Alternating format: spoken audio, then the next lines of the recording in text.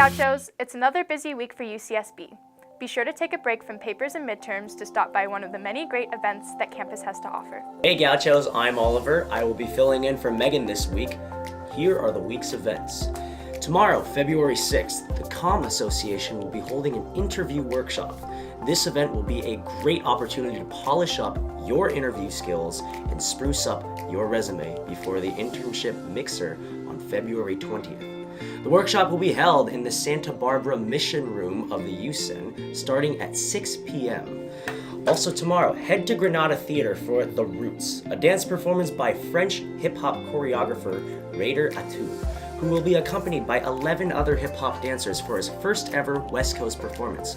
Tickets are $19 for UCSB students and $35 for the general public, and the performance will begin at 8 p.m.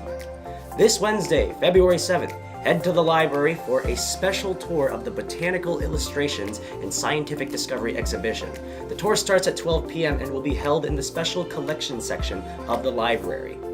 Also, February 7th, Cirque Eloise will be performing Saloon in the Granada Theater. This music-packed theatrical performance is inspired by the Wild West and features music from Johnny Cash and Patsy Cline. Tickets are available on the Arts and Lectures website, and the performance will begin at 7 p.m. Thursday, February 8th, UCSB Reads will be hosting a book discussion and free lunch. The Food for Thought lunch series is an invitation to all community members. Be sure to head over to the SRB NPR for a catered lunch and lively discussion of Lab Girl, the UCSB Reads selection for 2018. RSVP is required. The Alliance of Women in Media, Arts, and Technology will be holding a 3-day conference spanning from February 8th through the 10th. The conference, entitled New Perspectives, will include presentations, demos, workshops, and concerts expanding on innovations by women intersecting science, media, and arts. Passes for the conference cost $25. Finally, don't miss a special 2-day conference titled Queer Hemisphere, America Cure. The conference will feature 6 interdisciplinary graduate student panels, a keynote presentation with Professor Sayek Valencia, the author of Capitalismo Gore, and another keynote presentation with performance artist Lorena Wolfer. The conference will also feature conversations with UC Santa Cruz professor Marcia Ochoa and UCSB professors Michaela Diaz-Sanchez and Sherry Morga. The conference will be held this Thursday from 9 a.m. to 6 p.m. in the McKeon Conference Room and this Friday from 9 a.m. to 4 p.m. in the Dolores Huerta Room. If you want any more information on any of these events, head over to the UCSB events page. Now, let's go to Celie with your weekend news update. Hi Gauchos, I'll be filling in for Diana with this week's news headlines. The Daily Nexus reports that Carpinteria State Beach, Goleta Beach, and Hammonds Beach will remain closed due to the mud runoff from the mudslides. Santa Barbara County Public Health Department will continue to test the beach for dangerous bacteria that they warn people to stay away at least 400 feet away from the infected beach areas. In other news, the Daily Nexus reports that student fees may rise due to the UCEN remodel. The fees would increase by $20 per student each quarter. Associated Students President Hugh Lay proposed a plan for a $48 million project.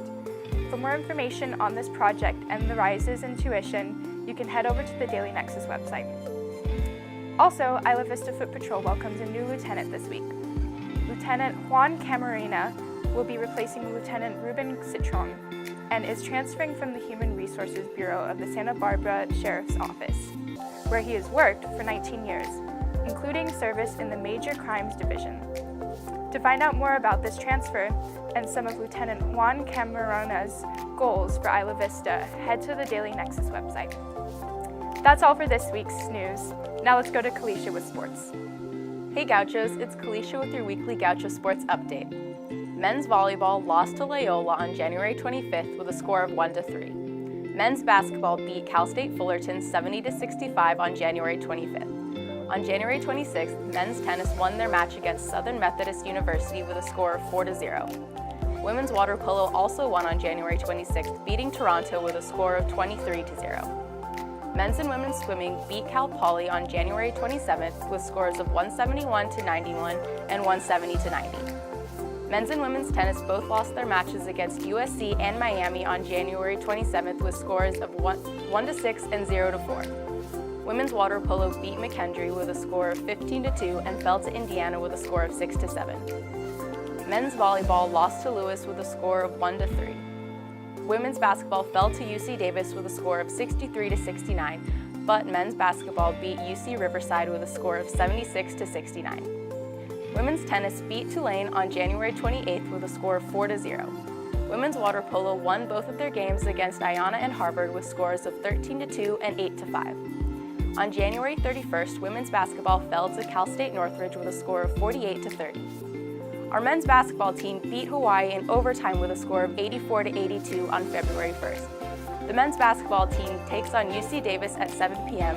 and the women take on UC Riverside at 7 p.m. on Thursday, February 8th. On Saturday, February 10th, women's basketball plays Cal State Fullerton at 6 p.m. And finally, our men's tennis team takes on San Diego on Sunday, February 11th at noon. Head to ucsbgauchos.com for more information. Now back to you, Sealy. That's all for this week, Gauchos. Thanks for tuning in. You can follow our videos through the Associated Students YouTube channel, on our UCSB TV Facebook page, and on Gaucho Space. Be sure to stick around at the end of our video to hear Associated Students President Hugh Lay promote UCSB students against hate. See you next week, Gauchos.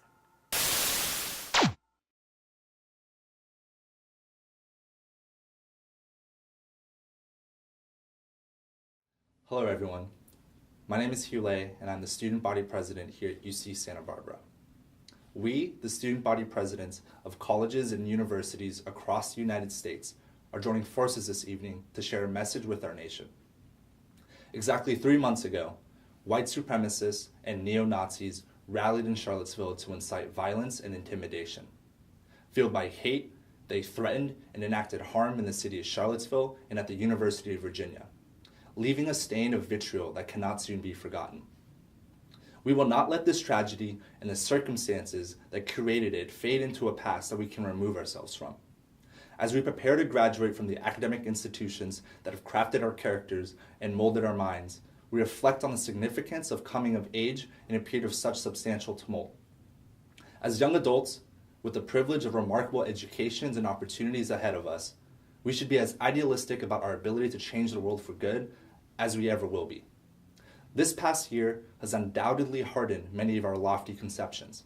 We have witnessed hate and hostility settling in institutions nationwide that are suffering a crisis of leadership and a collapse of courage. However, this year has not destroyed our belief in the potential of this country. Rather, it has emboldened many of us to contribute to a culture of accountability. As future leaders in this nation's workforce, we present our unyielding and uncompromising commitments to fight for equity and justice in all that we do. In his evergreen text, Profiles in Courage, John F. Kennedy reminds us that in a democracy, every citizen, regardless of his interests in politics, holds office. Every one of us is in a position of responsibility, and in the final analysis, the kind of government we get depends upon how we fulfill those responsibilities. From our daily interactions in the governance chambers of our universities to the halls of Congress of the United States, leadership in this country is ultimately accountable to an informed citizenry. We leave you with this message in closing. Institutions of higher education in the United States were designed to undergird democracy, supplying its systems with principled public servants and informed, engaged citizens. As such, we demand more from our current leaders of our democracy. We request and we require your full dedication to this collective work of fighting white supremacy, anti-Semitism, and all other forms of hate, even and especially when such action might prove challenging.